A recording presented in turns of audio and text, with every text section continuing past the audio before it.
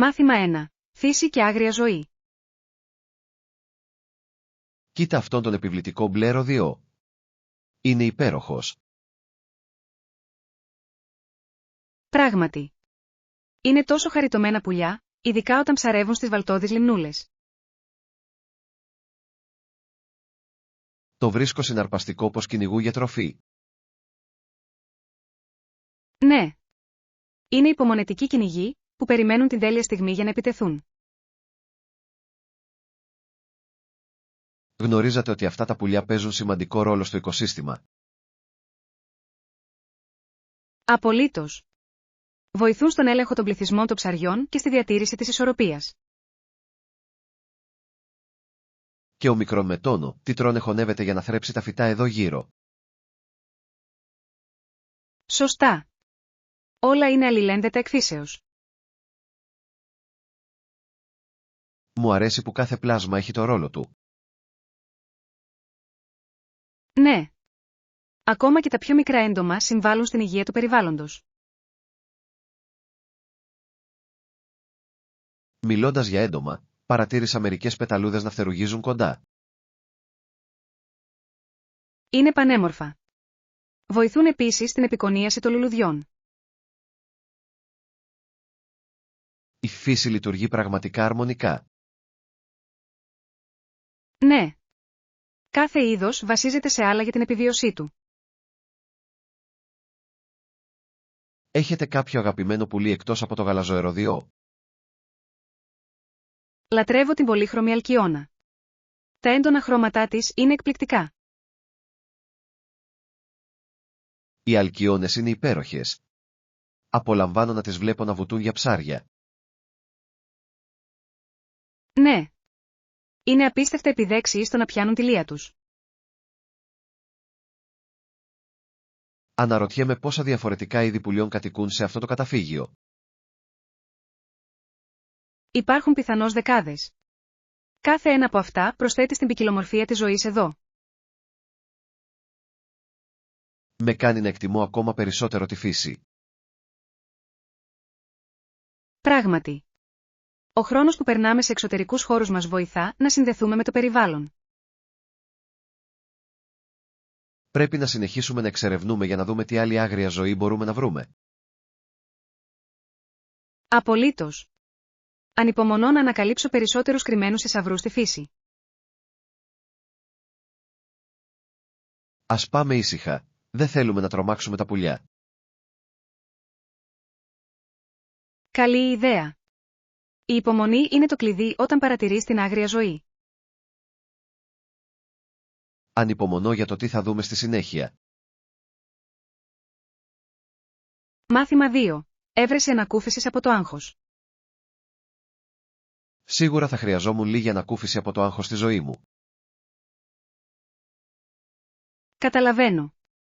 Ποιες μεθόδους χαλάρωσης έχετε σκεφτεί? Έχω ακούσει ότι τα αιθέρια έλαια μπορούν να είναι αρκετά καταπραϊντικά. Είναι. Η αρωματοθεραπεία είναι ένας φανταστικός τρόπος για να χαλαρώσετε. Πού μπορώ να τα αγοράσω? Μπορείτε να βρείτε αιθέρια έλαια σε καταστήματα υγιεινής διατροφής ή στο διαδίκτυο. Ακούγεται εύκολο. Έχετε κάποια αγαπημένη μυρωδιά? Λατρεύω τη λεβάντα, είναι απίστευτα ηρεμιστική. Έχω ακούσει ότι η λεβάντα βοηθάει και στον ύπνο. Ναι. Δημιουργεί ένα γαλήνιο περιβάλλον για χαλάρωση. Τι γίνεται με άλλες μεθόδους για την ανακούφιση από το άγχος? Έχετε δοκιμάσει ποτέ το διαλογισμό? Μπορεί να είναι πολύ αποτελεσματικός. Το έχω σκεφτεί αλλά ποτέ δεν έχω δεσμευτεί πραγματικά. Αξίζει να το δοκιμάσετε. Ακόμα και λίγα λεπτά την ημέρα μπορούν να βοηθήσουν. Θα ψάξω για εφαρμογές διαλογισμού. Μπορεί να με καθοδηγήσουν. Αυτή είναι μια εξαιρετική ιδέα. Πολλές εφαρμογές προσφέρουν υπέροχες συνεδρίες με καθοδήγηση. Τι γίνεται με τις σωματικές δραστηριότητες, τις βρίσκετε χρήσιμες? Απολύτως. Η άσκηση είναι ένας φανταστικός τρόπος για να μειώσετε το άγχος. Τι σου αρέσει να κάνεις? Λατρεύω τη γιόγκα. Συνδυάζει την κίνηση με την ενσυνειδητότητα. Πάντα ήθελα να δοκιμάσω τη γιόγκα. Είναι δύσκολο? Καθόλου. Υπάρχουν μαθήματα για όλα τα επίπεδα δεξιοτήτων. Μπορεί να γραφτώ σε ένα μάθημα για αρχάριους. Αυτή θα ήταν μια εξαιρετική αρχή. Μπορείτε να προχωρήσετε με τον δικό σας ρυθμό. Εκτιμώ όλες αυτές τις προτάσεις. Παρακαλώ. Θυμηθείτε να δώσετε προτεραιότητα στην αυτοφροντίδα. Σίγουρα θα βρω χρόνο για χαλάρωση στο πρόγραμμά μου. Αυτό είναι το πνεύμα. Σου αξίζει να νιώθεις όσο καλύτερα μπορείς. Σας ευχαριστώ για την ενθάρρυνση. Ανυπομονώ να εξερευνήσω αυτές τις επιλογές. Μάθημα 3. Αποτελεσματική επικοινωνία στο χώρο εργασίας. Κατά την επικοινωνία με συναδέλφους, η σαφήνεια είναι απαραίτητη. Συμφωνώ. Πρέπει να προσαρμόσουμε το στυλ επικοινωνίας μας στο κοινό μας. Ακριβώς. Διαφορετικοί άνθρωποι ανταποκρίνονται καλύτερα σε διαφορετικές προσεγγίσεις. Ναι. Κάποιοι προτιμούν την άμεση πληροφόρηση, ενώ άλλοι εκτιμούν μια πιο λεπτομερή εξήγηση.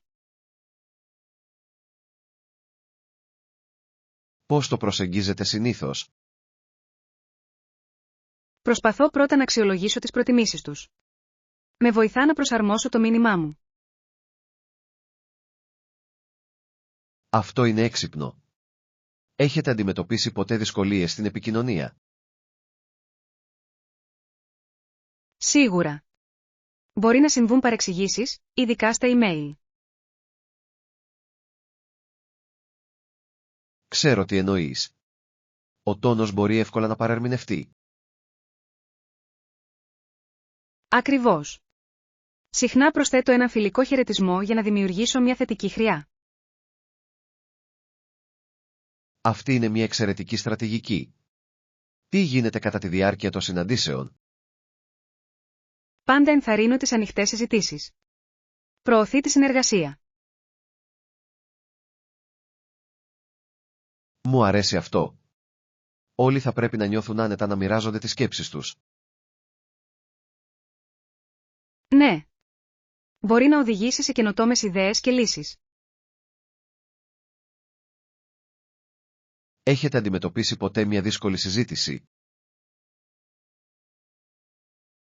Ναι. Είναι σημαντικό να παραμείνετε ήρεμοι και να ακούτε ενεργά. Η ακρόαση είναι το κλειδί. Δείχνει σεβασμό και βοηθά στην επίλυση συγκρούσεων. Απολύτως. Μερικές φορές, οι άνθρωποι θέλουν απλώς να νιώθουν ότι τους ακούς. Τι κάνεις αν κάποιος γίνει αμυντικός? Παραμένω υπομονετικός και προσπαθώ να βρω κοινό έδαφος. Αυτό είναι σοφό. Η εστίαση σε λύσεις μπορεί να αλλάξει τη συζήτηση. Ναι. Ανακατευθύνει την ενέργεια προς τη συνεργασία και όχι προς τη σύγκρουση. Εκτιμώ τις γνώσεις σας σχετικά με αυτό το θέμα. Ευχαριστούμε. Η αποτελεσματική επικοινωνία είναι ζωτικής σημασίας σε κάθε χώρο εργασίας. Ας θυμηθούμε αυτές τις στρατηγικές κατά τη διάρκεια της σημερινής μας συνάντησης. Μάθημα 4. Κοινωνία και δικαιοσύνη. Έχετε παρατηρήσει πόσο δημοφιλής γίνεται η παραστρατιωτική μόδα τελευταία? Ναι, είναι αρκετά εντυπωσιακό. Φαίνεται να αντανακλά μια συγκεκριμένη σκληρότητα στο στυλ. Πράγματι. Ωστόσο, εγείρει ερωτήματα σχετικά με το μήνυμα που στέλνει. Ναι. Η μόδα μπορεί μερικές φορές να αντικατοπτρίζει κοινωνικά ζητήματα, συμπεριλαμβανομένων των συγκρούσεων. Μιλώντας για συγκρούσεις, διάβασα ότι η δικαστική εξουσία έχει επιδείξει μεγαλύτερη σκληρότητα εναντίον οποιοδήποτε εμπορίου που σχετίζεται με βία. Αυτό είναι ένα ενδιαφέρον σημείο. Δείχνει πως ο νόμος προσαρμόζεται στις κοινωνικές προκλήσεις. Ναι. Αλλά αυτή η προσέγγιση επιλύει πραγματικά τα προβλήματα που υπάρχουν. Αυτό είναι αμφισβητήσιμο. Κάποιοι υποστηρίζουν ότι τα σκληρά μέτρα μπορούν να οδηγήσουν σε μεγαλύτερη δυσαρέσκεια. Μπορώ να καταλάβω αυτή την οπτική. Οι άνθρωποι μπορεί να αισθάνονται περιθωριοποιημένοι από την αυστηρή εφαρμογή του νόμου. Ακριβώς. Είναι απαραίτητο να εξισορροπήσουμε τη δικαιοσύνη με τη συμπόνια. Μία δίκαιη προσέγγιση θα μπορούσε να οδηγήσει σε καλύτερα κοινωνικά αποτελέσματα. Ναι. Η αποκατάσταση και όχι η τιμωρία μπορούν να προωθήσουν την αλλαγή.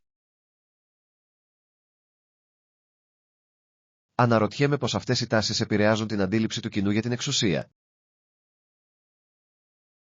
Μπορούν να δημιουργήσουν είτε εμπιστοσύνη είτε δυσπιστία, ανάλογα με το πώς αισθάνονται ότι τους φέρονται οι άνθρωποι. Η εμπιστοσύνη είναι ζωτική σημασίας για μια υγιή σχέση μεταξύ των πολιτών και της δικαστικής εξουσίας. Απολύτως. Χωρίς εμπιστοσύνη, η συνεργασία γίνεται δύσκολη. Πώς, λοιπόν, μπορούμε να ενθαρρύνουμε έναν πιο θετικό διάλογο σχετικά με αυτά τα ζητήματα? Οι ανοιχτές συζητήσεις και η συμμετοχή της κοινότητας μπορούν να γεφυρώσουν το χάσμα. Τα κοινοτικά προγράμματα θα μπορούσαν να βοηθήσουν στην αντιμετώπιση υποκείμενων προβλημάτων. Ναι. Η ενδυνάμωση των ανθρώπων μέσω της εκπαίδευσης και των πόρων είναι ζωτικής σημασίας. Φαίνεται σαν ένα πολύπλοκο πρόβλημα χωρίς εύκολες λύσεις. Πράγματι. Αλλά η αναγνώριση της πολυπλοκότητας είναι το πρώτο βήμα προς την πρόοδο. Εκτιμώ τη συζήτησή μας. Φέρνει σαφήνεια σε δύσκολα θέματα. Νιώθω το ίδιο. Συζητήσεις σαν κι αυτή μπορούν να εμπνεύσουν στοχαστική δράση. Ας συνεχίσουμε να διερευνούμε αυτά τα ζητήματα μαζί. Μάθημα 5. Συνειδητές επιλογές. Μου είναι τόσο εύκολο να ανοίγω άσκοπα τις εφαρμογές κοινωνικής δικτύωσης. Καταλαβαίνω. Μπορεί να γίνει συνήθεια να τα ελέγχεις χωρίς καν να το σκεφτείς. Ακριβώς. Συχνά αναρωτιέμαι αν υπάρχει καλύτερος τρόπος να αξιοποιώ το χρόνο μου.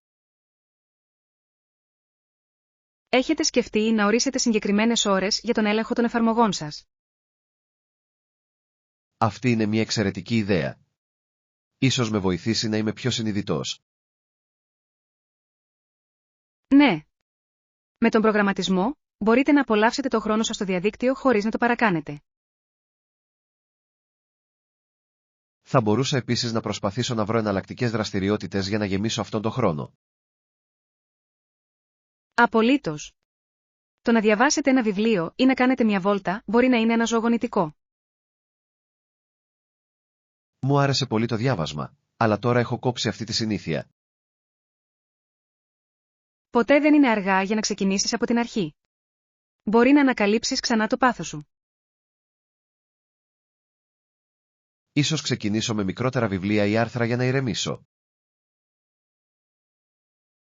Αυτό ακούγεται σαν ένα τέλειο σχέδιο. Τα σύντομα αναγνώσματα μπορούν να είναι πολύ ικανοποιητικά.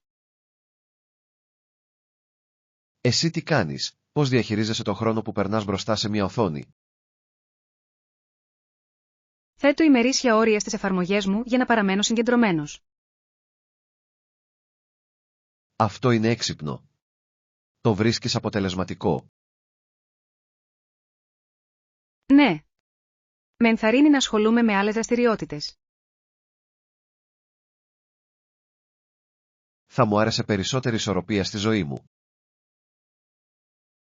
Όλοι θα μπορούσαμε. Η έβρεση αυτής της ισορροπίας είναι το κλειδί για την ευημερία. Μου αρέσει η ιδέα να είμαι πιο προσεκτικός στις επιλογές μου. Η ενσυνειδητότητα μπορεί να οδηγήσει σε πιο ικανοποιητικές εμπειρίες. Ίσως θα μπορούσα να ξεκινήσω ένα ημερολόγιο για να καταγράφω τις δραστηριότητές μου. Αυτή είναι μια υπέροχη ιδέα. Θα σε βοηθήσει να σκεφτείς πώς περνάς τον χρόνο σου. Θα το δοκιμάσω. Σας ευχαριστώ για την ενθάρρυνση. Παρακαλώ. Ανυπομονώ να ακούσω για την πρόοδό σας. Σας εύχομαι συνειδητές επιλογές και πιο ολοκληρωμένες μέρες μπροστά σας. Μάθημα 6. Μαγειρικές περιπέτειες. Έχω δοκιμάσει παραδοσιακά φαγητά από πολλούς πολιτισμούς. Ακούγεται σαν μια υπέροχη περιπέτεια. Ποια κουζίνα σας άρεσε περισσότερο? Θα έλεγα ότι το μαροκινό φαγητό ήταν αξέχαστο. Πάντα ήθελα να δοκιμάσω μαροκινή ταζίν. Πώς ήταν? Ήταν πλούσιο και γευστικό, με ένα τέλειο μείγμα μπαχαρικών. Ακούγεται απολαυστικό. Το έφαγες με κουσκούς? Ναι. Το κουσκούς ήταν αφράτο και τέριαζε υπέροχα με το στιφάδο. Σχεδόν μπορώ να το γευτώ. Ποια άλλα παραδοσιακά πιάτα έχετε δοκιμάσει? Απόλαυσα επίσης αυθεντικά ιταλικά ζυμαρικά σε ένα μικρό χωριό. Τίποτα δεν συγκρίνεται με τα σπιτικά ζυμαρικά. Ήταν τόσο καλά όσο λένε. Ήταν απίστευτο. Η σάλτσα ήταν τόσο φρέσκια και ζωηρή. Πρέπει να το προσθέσω στη γαστρονομική μου λίστα με τα αγαπημένα μου. Θα έπρεπε.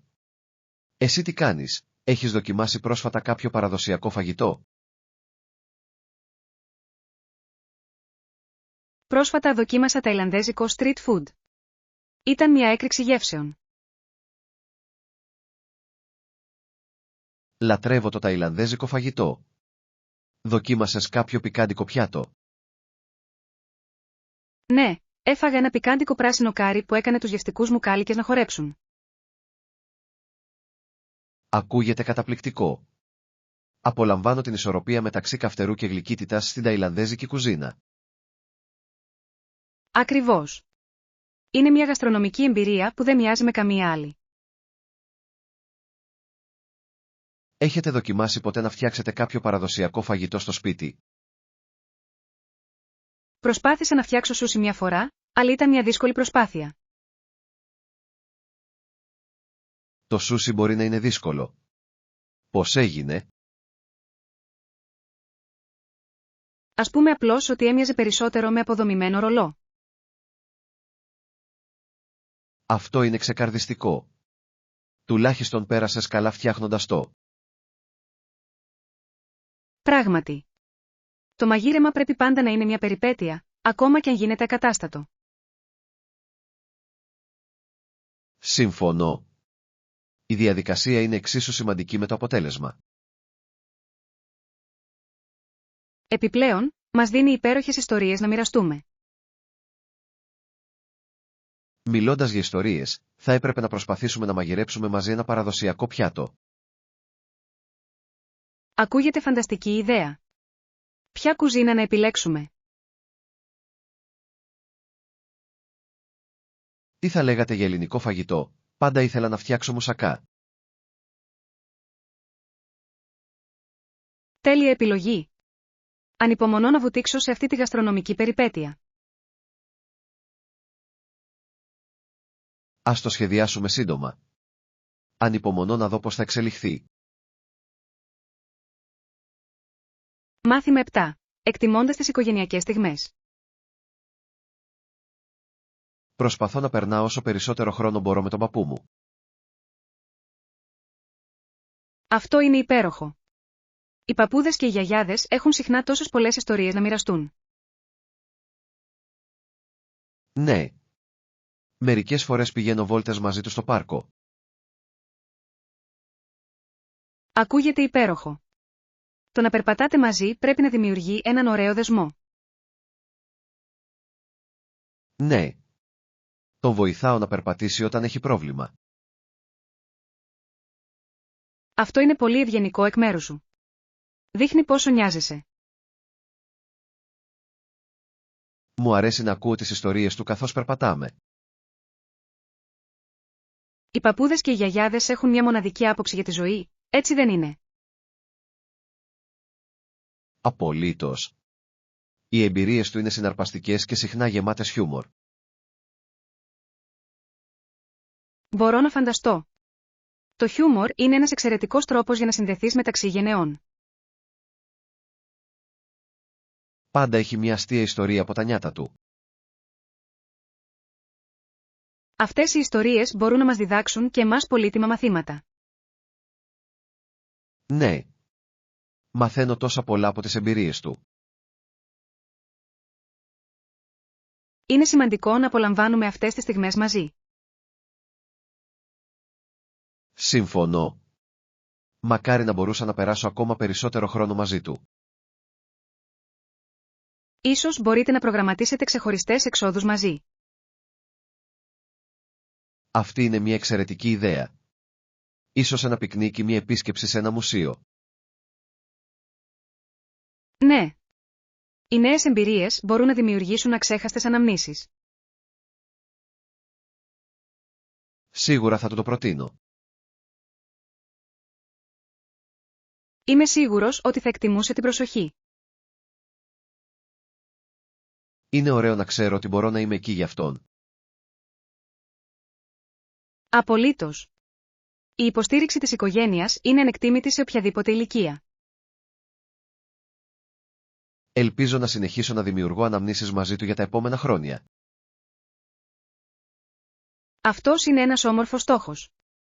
Να εκτιμάς κάθε στιγμή.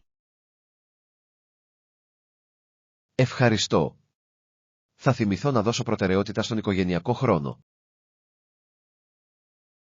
Μάθημα 8. Αποτελεσματική διαχείριση έργου. Η χρήση αυτού του εργαλείου διαχείρισης έργων με έχει βοηθήσει τρομερά. Απολύτως. Έχει διευκολύνει την ανάθεση εργασιών και την παρακολούθηση της προόδου. Εκτιμώ το πόσο οργανωμένα είναι όλα τώρα. Ναι. Επιτρέπει σε όλους να δουν ξεκάθαρα τις ευθύνες τους.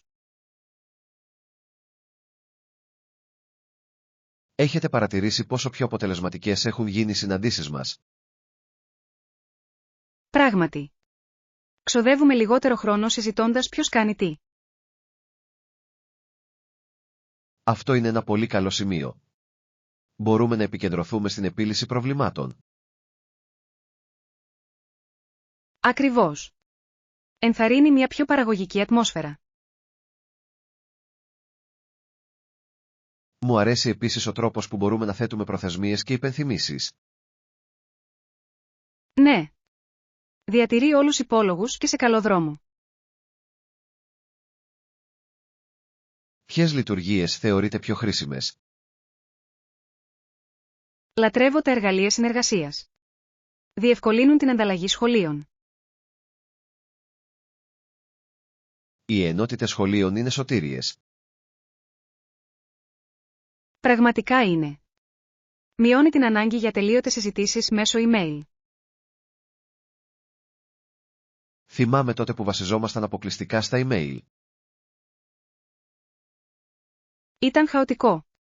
Τώρα, όλα είναι συγκεντρωμένα σε ένα μέρος. Νιώθω λιγότερο άγχος γνωρίζοντας ότι μπορώ να ελέγξω την πρόοδό μου ανά πάσα στιγμή. Αυτό είναι ένα τεράστιο πλεονέκτημα. Δίνει μια σαφή εικόνα του έργου. Πιστεύετε ότι η ομάδα μας έχει περισσότερο κίνητρο τώρα? Σίγουρα. Μπορούν να δουν τη συμβολή τους να κάνει τη διαφορά. Είναι επικοδομητικό να βλέπουμε τη συλλογική μας πρόοδο. Ναι. Ο εορτασμός μικρών εικόν ενισχύει το ηθικό. Είμαι ενθουσιασμένος που βλέπω πως μπορούμε να βελτιωθούμε ακόμη περισσότερο. Και εγώ το ίδιο. Η συνεχής βελτίωση είναι το κλειδί της επιτυχίας. Ας συνεχίσουμε να εξερευνούμε νέες δυνατότητες για να βελτιώσουμε τη ροή εργασίας μας. Απολύτως. Υπάρχει πάντα κάτι καινούριο να μάθεις. Εκτιμώ τον τρόπο με τον οποίο η τεχνολογία μπορεί να απλοποιήσει την εργασία μας. Μάθημα 9. Επιλογή του σωστού κατοικίδιου. Υπάρχουν πολλά διαφορετικά ζώα που μπορείτε να έχετε για κατοικίδια. Ναι, είναι συναρπαστικό. Ποια πιστεύετε ότι είναι τα πιο συνηθισμένα κατοικίδια? Θα έλεγα ότι οι σκύλοι και οι γάτες βρίσκονται στην κορυφή της λίστας για πολλούς ανθρώπους. Απολύτως. Είναι αγαπημένοι σύντροφοι για κάποιο λόγο. Τα σκυλιά είναι γνωστά για την αφοσίωση και την ενέργειά τους. Ναι. Γίνονται εξαιρετικοί φίλοι και μπορούν να είναι αρκετά παιχνιδιάρικα. Και οι γάτες είναι συχνά πιο ανεξάρτητες. Αυτό είναι αλήθεια. Μπορεί να χρειάζονται λιγότερη συντήρηση από τα σκυλιά. Έχετε σκεφτεί ποτέ να αποκτήσετε ένα κατοικίδιο? Το έχω σκεφτεί. Θα ήθελα πολύ έναν σκύλο, αλλά ταξιδεύω συχνά. Αυτό μπορεί να είναι μια πρόκληση. Τα σκυλιά χρειάζονται πολύ προσοχή. Ναι. Ίσως σκεφτώ να πάρω μια γάτα. Είναι πιο προσαρμόσιμες. Οι γάτες μπορούν να διασκεδάσουν αρκετά καλά. Ακριβώς. Επιπλέον, μπορούν να είναι πολύ στοργικοί όταν θέλουν. Τι γίνεται με τα άλλα ζώα? Έχετε σκεφτεί ποτέ να αποκτήσετε κάτι ασυνήθιστο? Σκέφτηκα να πάρω ένα κουνέλι. Είναι αξιολάτρευτα και τρυφερά. Τα κουνέλια μπορούν να είναι εξαιρετικά κατοικίδια. Έχουν μοναδικές προσωπικότητες. Ναι. Μου αρέσει πολύ ο τρόπος που χοροπηδούν. Έχω ακούσει ότι τα ινδικά χειρίδια είναι επίσης δημοφιλή. Είναι. Είναι κοινωνικά πλάσματα και απολαμβάνουν τη συντροφικότητα. Τι πιστεύετε για τα ερπετά ως κατοικίδια? Μπορεί να είναι συναρπαστικά, αλλά απαιτούν ιδιαίτερη φροντίδα. Αυτό είναι αλήθεια. Δεν είναι όλοι προετοιμασμένοι για ένα φίδι ή σαύρα ως κατοικίδιο. Ακριβώς. Η έρευνα είναι ζωτικής σημασίας πριν από την απόκτηση οποιοδήποτε κατοικίδιου ζώου. Τα κατοικίδια μπορούν να φέρουν τόση χαρά, αλλά συνοδεύονται και από ευθύνες. Ναι. Είναι σημαντικό να διασφαλίσετε ότι μπορείτε να παρέχετε το κατάλληλο περιβάλλον. Θαυμάζω τους ανθρώπους που υιοθετούν κατοικίδια από καταφύγια. Και εγώ επίσης. Δίνει στα ζώα μια δεύτερη ευκαιρία στη ζωή. Ίσως μια μέρα υιοθετήσω ένα σκυλί από ένα καταφύγιο. Αυτό θα ήταν υπέροχο. Θα προσφέρατε ένα στοργικό σπίτι σε ένα κατοικίδιο που το έχει ανάγκη. Ανυπομονώ για εκείνη την ημέρα. Τα κατοικίδια πραγματικά εμπλουτίζουν τη ζωή μας. Μάθημα 10. Κυνηγώντας τα όνειρα. Έχετε ακούσει για τη νεαρή γυναίκα που βγήκε στο μεγάλο κόσμο? Ναι. Τα κατάφερε πολύ καλά για τον εαυτό της. Είναι αρκετά εμπνευστικό. Θαυμάζω την αποφασιστικότητά της. Πάντα έδινε τον καλύτερό της σε αυτό. Απολύτως. Χρειάζεται πολύ θάρρος για να κυνηγήσεις τα όνειρά σου. Αναρωτιέμαι τι την όθησε να συνεχίσει. Πιστεύω ότι το πάθος της για την τέχνη της τροφοδότησε το ταξίδι της. Αυτό βγάζει νόημα. Το πάθος μπορεί να αποτελέσει ισχυρό κίνητρο. Ναι. Μας οθεί να ξεπερνάμε τα εμπόδια και να παραμένουμε συγκεντρωμένοι. Διάβασες για μερικές από τις δυσκολίες που αντιμετώπισε?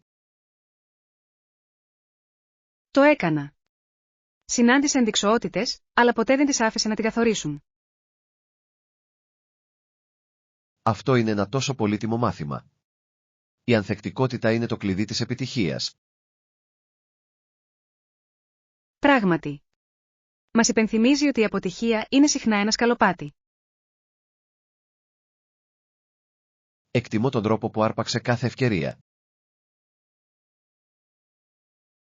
Ναι. Ήταν προνοητική στην αναζήτηση εμπειριών για να αναπτυχθεί. Θα ήθελα πολύ να ακούσω περισσότερα για τις εμφανίσεις της. Έλαβε διθυραμβικές κριτικές. Ο κόσμος μαγεύτηκε από το ταλέντο της. Τι υπέροχο! Αυτού του είδους η αναγνώριση πρέπει να σε ανταμείβει. Σίγουρα το κάνει. Επικυρώνει όλη τη σκληρή δουλειά που κατέβαλε. Μακάρι να είχα την αυτοπεποίθησή της για να κυνηγήσω τα δικά μου πάθη. Μπορείς. Να θυμάσαι, η αυτοπεποίθηση χτίζεται με την εξάσκηση και την εμπειρία. Έχεις δίκιο. Ίσως θα έπρεπε να ξεκινήσω από τα μικρά και να ανεβαίνω σταδιακά. Αυτή είναι μια εξαιρετική στρατηγική. Κάθε μικρό βήμα μετράει για την επίτευξη των στόχων σας. Θα λάβω σοβαρά υπόψη τη συμβουλή σου. Ανυπομονώ να σε δω να λάμψεις το δικό σου ταξίδι. Να κυνηγήσουμε τα όνειρά μας, όπως ακριβώς έκανε και εκείνη. Μάθημα 11. Ανακαλύπτοντας νέες γεύσεις. Μόλις ανακάλυψα ένα νέο εσπεριδοειδές. Ίσως να είναι το νέο μου αγαπημένο. Αυτό ακούγεται ενδιαφέρον. Τι είδους εσπεριδοειδές είναι? Ονομάζεται αιματοπορτοκαλί. Το χρώμα του είναι εντυπωσιακό. Τα έχω δει. Τι γεύση έχουν σε σύγκριση με τα κανονικά πορτοκάλια? Είναι πιο γλυκά και έχουν μια νότα γεύσης βατόμουρου. Ακούγεται πεντανόστιμο. Σίγουρα θα το δοκιμάσω. Δεν θα το μετανιώσετε. Είναι ιδανικά για σαλάτες ή επιδόρπια. Μπορώ να φανταστώ. Τα εσπεριδοειδή προσθέτουν τόση λάμψη στα πιάτα. Κοίτα αυτό. Είναι ένα πόμελο. Πόμελο, δεν έχω δοκιμάσει ποτέ. Πώς είναι? Είναι το μεγαλύτερο εσπεριδοειδές και έχει ήπια, γλυκιά γεύση. Συναρπαστικό. Πρέπει να το προσθέσω στη λίστα αγορών μου. Θα έπρεπε. Είναι αρκετά δροσιστικό, ειδικά το καλοκαίρι. Μου αρέσει να ανακαλύπτω νέα φρούτα. Αυτό κάνει τα γεύματα συναρπαστικά. Ακριβώς. Κάθε φρούτο έχει τη δική του μοναδική ιστορία και γευστικό προφίλ. Και ο πειραματισμός με αυτά μπορεί να οδηγήσει σε νόστιμες δημιουργίες. Έχετε φτιάξει ποτέ φρουτοσαλάτα με διαφορετικές ποικιλίες? Έχω. Είναι ένας πολύχρωμος και νόστιμος τρόπος για να απολαύσετε φρούτα. Θα έπρεπε να το δοκιμάσω.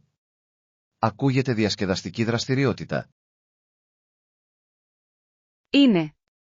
Επιπλέον, μπορείτε να γίνετε δημιουργικοί με ντρέσινγκ και γαρνιτούρες. Τι προσθέτετε συνήθως στις φρουτοσαλάτες σας? Μια σταγόνα μέλι και μια δόση λάιμ ενισχύουν πραγματικά τις γεύσεις. Ακούγεται απολαυστικό.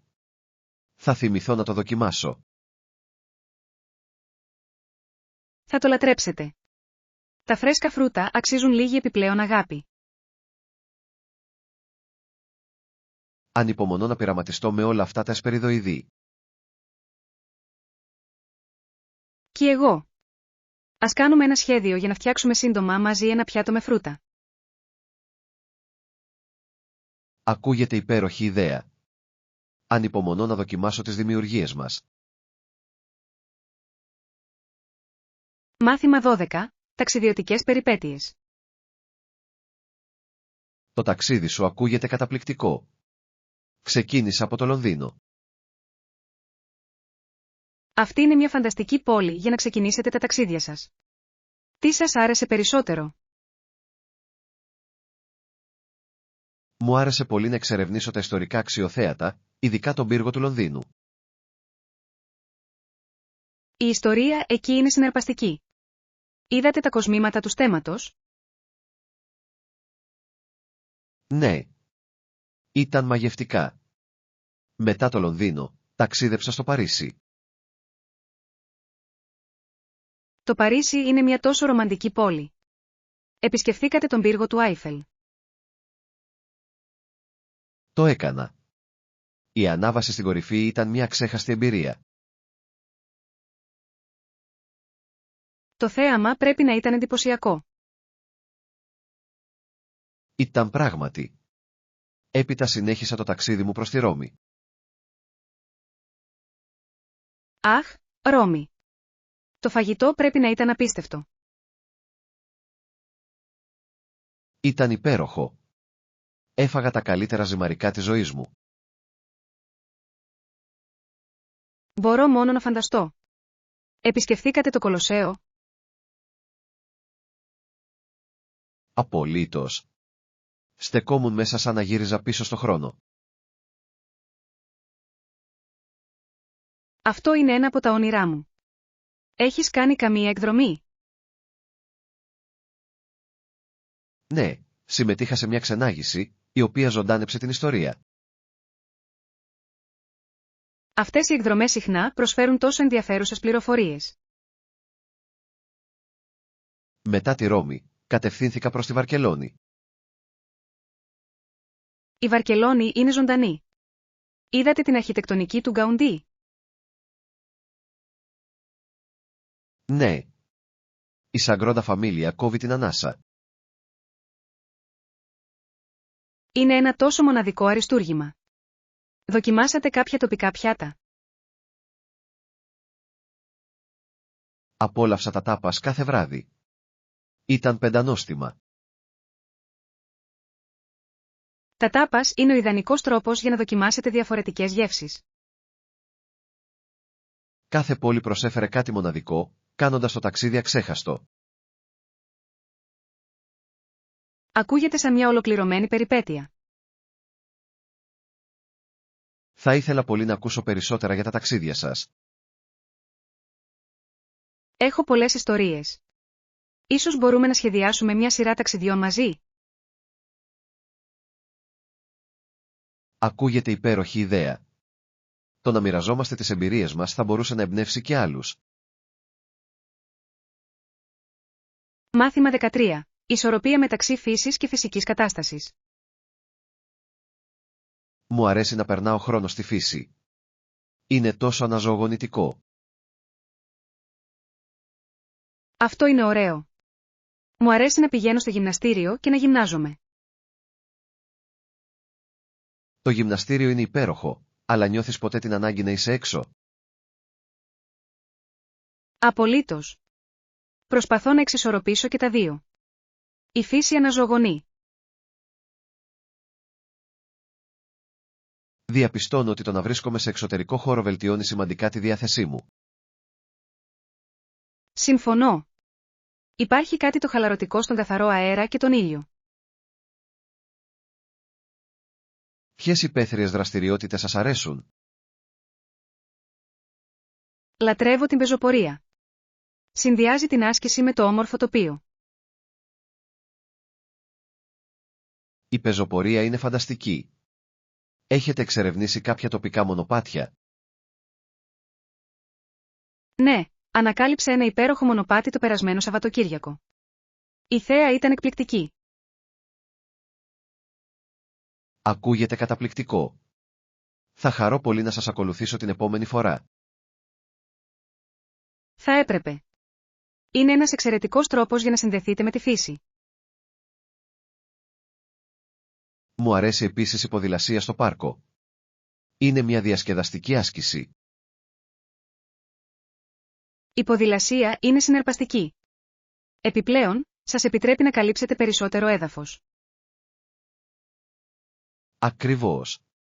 Συχνά παίρνω το ποδήλατό μου κατά μήκος του ποταμού. Ακούγεται υπέροχο. Το ποτάμι σίγουρα προσθέτει στο τοπίο. Ναι. Μου αρέσει πολύ να βλέπω τις πάπιες να κολυμπούν ενώ εγώ κάνω ποδήλατο. Πόσο γοητευτικό. Η φύση έχει τον τρόπο να κάνει τις προπονήσεις απολαυστικές. Προτιμάς περισσότερο τις προπονήσεις σε εσωτερικούς χώρους ή σε εξωτερικούς χώρους? Προτιμώ τις προπονήσεις σε εξωτερικούς χώρους όταν ο καιρός είναι καλός. Το ίδιο και εδώ. Υπάρχει κάτι αναζωογονητικό στην άσκηση σε εξωτερικό χώρο. Επιπλέον, μπορεί να είναι ένας εξαιρετικός τρόπος για να γνωρίσετε νέους ανθρώπους. Έχω γνωρίσει πολλούς άλλους λάτρες της γυμναστικής στα μονοπάτια. Αυτό είναι υπέροχο. Δημιουργεί μια αίσθηση κοινότητας. Ίσως θα έπρεπε να οργανώσουμε σύντομα μια ομαδική πεζοπορία. Αυτή είναι μια εξαιρετική ιδέα. Θα ήταν ωραίο να μοιραστούμε την εμπειρία. Ας το σχεδιάσουμε. Η φύση και η γυμναστική σε συνδυασμό αποτελούν το τέλειο δίδυμο.